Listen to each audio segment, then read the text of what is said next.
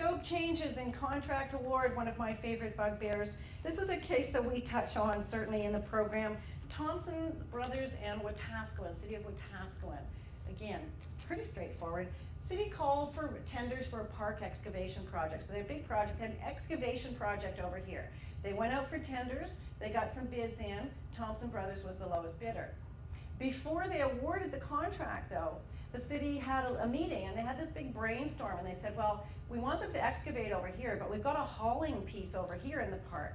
So once they're on site, it makes sense to combine these two. So why don't we run a separate tender for the hauling piece and then award it to the cumulative lowest bidder on both those processes, right? Brainwave.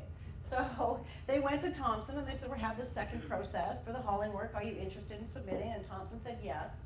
The one thing they didn't tell Thompson is that it was the lowest cumulative bidder. They just said there's a second process. Okay, you smell this one coming, right? So Thompson Brothers did bid on the second tender.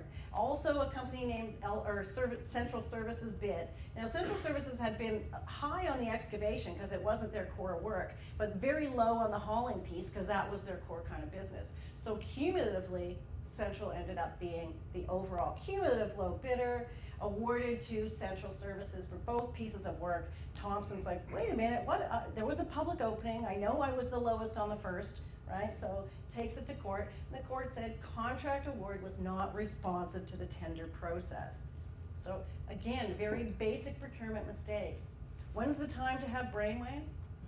Back in the planning. Underpinning our entire program is this concept that proper procurement planning pays off tenfold downstream. You cannot give that piece short shrift. You have to really think about, you know, the aggregation. Do we have other projects we can lump together? Should we be separating them to do some capacity building? Those are all the things to think about in the planning stage.